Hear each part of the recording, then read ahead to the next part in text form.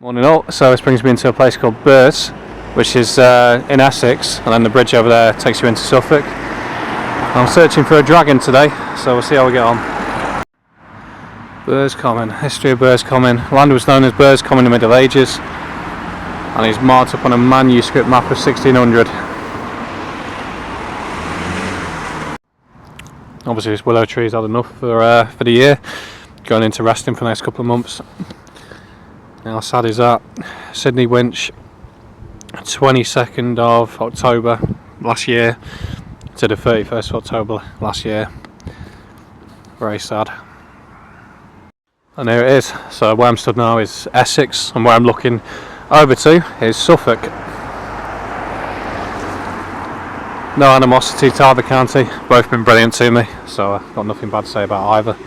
But yeah, this river obviously is where the border is. Maybe the River Stour, not entirely sure. I'll find out in a minute, no doubt.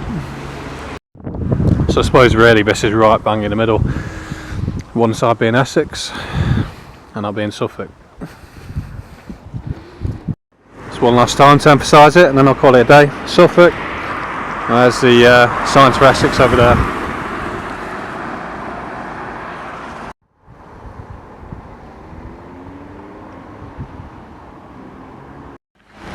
They're absolutely smashing it today. It's one of the worst days I think I've seen for this. Got a nice traditional view. So a bus just pulling up there, tea room just over there, and then diverse Moana. Well, should be diverse really. Nice old Tudor building there with the gravestones. Let's see if this church got anything to offer.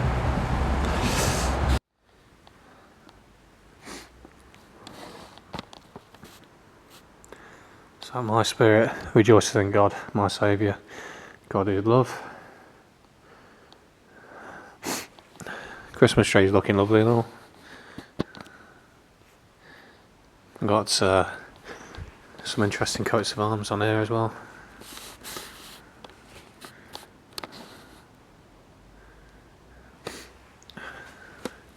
And this is a knight with a funny looking dog at the end. So who's this to? Effigy of a knight, Crusader, Sir Richard D. Conrad, or whoever he was. Bit of a throwaway. You feel at first that he belongs to a far distant age. Yeah, he was a man not so very different from ourselves, who faced problems which still loom over our future. The Christian faith, which we share with Sir Richard, and the faith of Islam, both lay claim to the allegiance of all mankind. At times, both have felt justified in protecting and spreading their influence by force. Sir Richard, with thousands of other Europeans, decided to take up arms to free the Holy Land from Muslim rule. For a time, they were successful, but later failed to hold their gains. As in all wars, cruelty and wickedness disfigured the good intentions with which they began. Muslims believe, like us and the Jews, in the one almighty and eternal God, whose power they acknowledge in every aspect of their daily lives and conversation. If you have known any of them personally, you cannot help feeling a great respect for their sincerity, which often puts ours to shame, but they cannot accept Christ's divinity and redeeming death, which are for us essential for salvation. However, we could learn much from them to believe that we walk at all times in God's hand, to be fearless in confessing our faith and regular prayer. What does the future hold for these two faiths? There is an Arab saying, "Not to men is it given to know what is to come to pass, but to God only." In uncertainty, the Christian's duty is to turn to prayer. Before you leave, pray with all love and understanding for the peace of the world, and for our Muslim brothers that God is his good time will bring all men to the full knowledge of his truth. That being said, I can imagine the Muslims coming in here and smashing all this up if and when they take over, despite all their stuff they've wrote on there.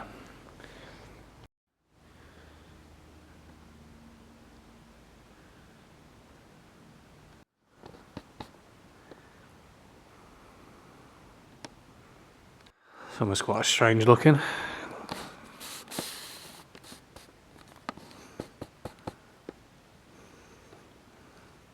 Like Russian dolls. Weird looking faces as well. It's like a dodgy form of evolution.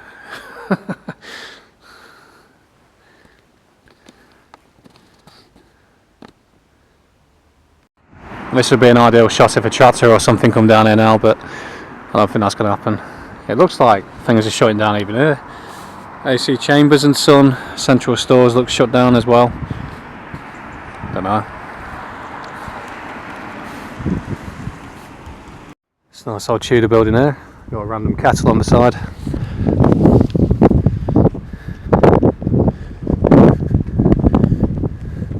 And this is at the other end of the town, so you've got the three horseshoes here. And then some nice old Tudor buildings down this way. It's quite a nice traditional view of the Tudor style building and the countryside behind it. But yeah, so head up onto this little path here and then see if I can find the dragon.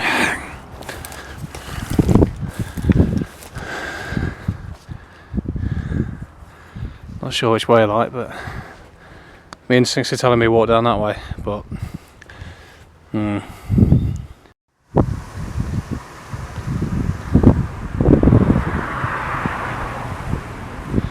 green and pleasant land for now.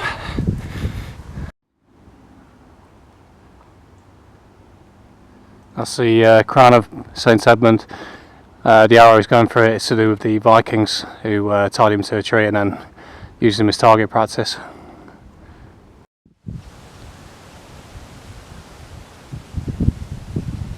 Well, I don't know if you can make it out, but that's the dragon anyway. Just see it around here.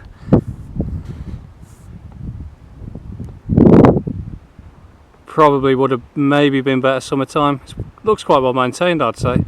You can certainly tell what it is.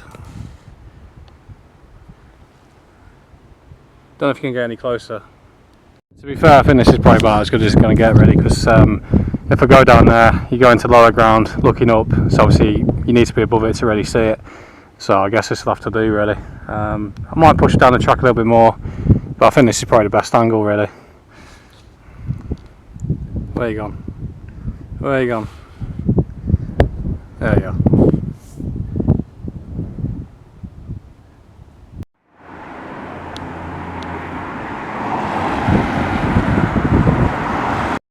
Quite interesting depictions along here. Get a bit closer.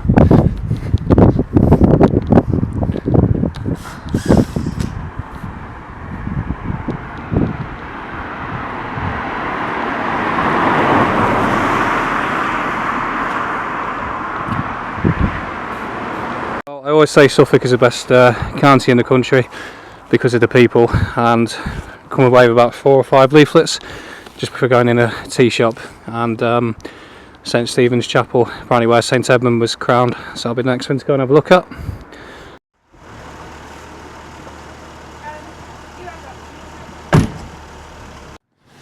And this is going to lead to another video I need to do later on about indoctrinating kids with all this climate change stuff. Fair enough, teach them to look after the environment, not littering, etc. But I mean, the rest of it doesn't make sense. You know, like ULEZ and charging people and taxing people, and all the meanwhile bringing millions of people in that all require houses, electricity, fuel, causing more pollution. Burrs Primary School, just like I'm saying. There's a dragon. So this is just driving up to the chapel, hopefully. Quite a busy road, obviously. It didn't seem worth walking back where I've already come from. But yeah, just a little comment. It's a crazy place because of the Essex-Suffolk border. And I haven't got anything against Essex as such, but I'm always going to be much more drawn and much more loyal to Suffolk because of the experiences I've had up here. Suffolk is my county, my sort of vibe, without a doubt. There's no better example of it. The people on the Essex side seem a little bit more reserved, shall we say. A bit colder, I think is probably a better way to put it. They're not. It's very much as a bit of a boundary, but when you go to Suffolk, you know what I mean. There's a guy in a cafe, he literally walked about 100 metres down the road just to get me some leaflets to help me finding around the area. Didn't ask him to do it, he just went and did it off his own back. But I just think that kind of somewhat sums up the differences a little bit, you know. But anyway, I'm going to head up here, hopefully get to the chapel. But it's certainly an interesting place because of the Essex-Suffolk divide, and there is definitely a difference in the people. Suffolk side seems a bit posher. I don't want to sound bad to Essex, because I like Essex as well, but I'm just more of a fan of Suffolk. So there you go. Right, so continuing on, all the way down there somewhere is the chapel. I just thought I'd share this lovely countryside. Got a nice autumn look to it. So this is the chapel. These white posts obviously ruin the view a little bit, but I guess in this one it snows, so we can see where the track is. Young oak, I think it is young oak tree. There we are. So it's Carols by Candlelight, St Stephen's Chapel, Friday, December the 13th at 6 PM. Mulled wine afterwards. Pay by cash on arrival. That's nice. Nice and traditional. It's locked up in a minute, so.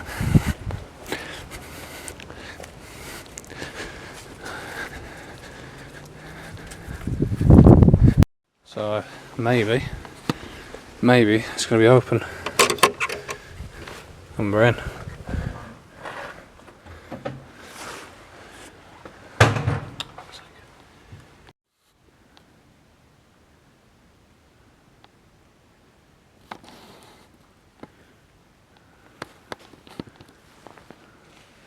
It's got much more of an atmosphere than a modern church.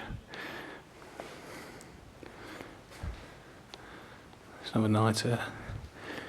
Tomb of Robert de Vere, 5th Earl of Oxford, 1236. Battle of Evesham been restored.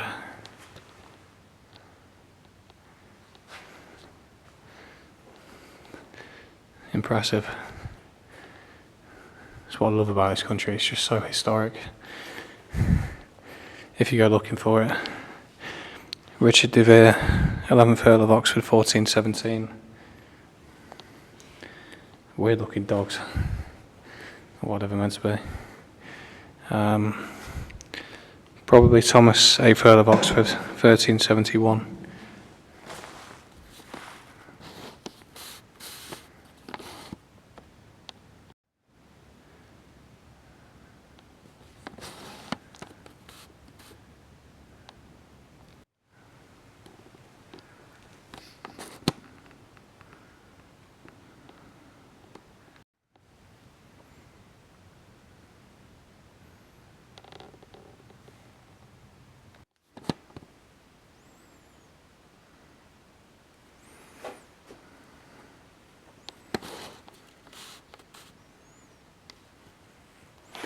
And this is a painting to St Edmund, well, King Edmund. Nice blue eyes, being a Saxon after all. Yeah, allegedly this is where he might have been crowned, but there's nothing really confirming it. And there's a dragon again. That field looks funny. Almost looks like Mars or something.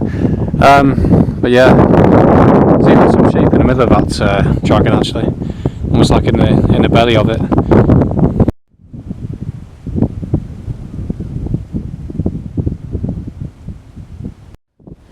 Well, this will be my final piece for this video, I think, but I just wanted to comment on how peaceful it is up there. It really is, really nice and peaceful. And for today, that'll do. Cheers. As per usual, when I think it's all over, I find something else. So the old Burrs dragon, in these days there appeared lately an evil dragon of excessive length with a huge body, crested head, saw-like teeth and elongated tail in the land around the village of Burrs near Sudbury, which destroyed and killed a herd of sheep. The servants of Sir Richard Waldegrave, who owns the land, haunted by the dragon, came forth to shoot it with bows, but its body resisted the arrows which sprang forth from its ribs, as if they were metal or hard stone, and from the spines of its back with a jangling as if they were hitting bronze plates over windows and ruinous. This what I'm saying. Anyway, Anne flew far away because its skin was impenetrable. Almost the whole county was summoned to slaughter it, but when it saw that it was to be shot at again, it fled into the marsh, hid in the reeds, and was seen no more. From the Chronicle of St Albans Abbey, written in 1405 by Henry D. Blainford. The marsh referred to is Wormingford Mere, and the wood surrounding the mere is visible to your right, behind the cottages by River Stour, close to Sir Richard's home, Smallbridge Hall. They say the dragon you see is moving, and on the morrow he may be gone. He is 90 metres long and 70 metres high. This recreation of the old birds dragon on the site of the legend was the work of Sir Richard's distant kinsman Geoffrey Probert to celebrate Her Majesty the Queen Elizabeth II's Diamond Jubilee in 2012, with help from his family Dennis Ambrose, Adam Norton and David Cowlin. Outline restored 2016 by Ronnie Wright, Adam Norton and Mayor Norton. So there you go.